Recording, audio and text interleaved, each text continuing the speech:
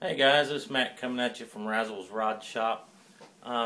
This is part one, maybe of two parts or three of how to cut out a roof, or how did you cut that roof out on that rat rod. We'll start off by going through some tools and stuff that you need to get started. First of all, the way I did it, I basically took a stencil, can of primer, the stencil, and whatever you want to cut out, shape, design, pattern. Then what I do is, for the video purposes, this is just a sheet of 10 thousandths styrene. You could do it this way. I would probably go with 20 thousandths, or you can cut it straight out of the car.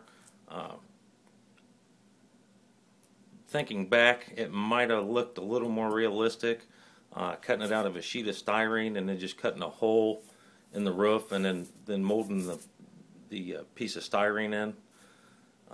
You could do it that way because this is not as thick. It gives a more realistic thickness.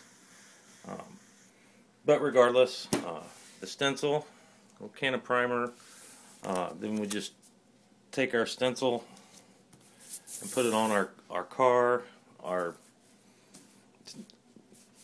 styrene, whichever you wanted to do, and then just with the magic of video, you go pss, pss, spray paint it, and you have the stencil.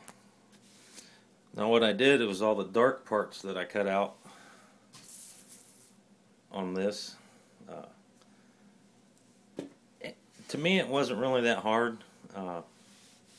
and I'll go through this and show you why. A Dremel. This one is not cordless. I've heard the cordless Dremels have a little less speed to them. It probably work better. I kept having problems with the styrene melting onto the bits. Got a small bit here. I don't know if you can see that.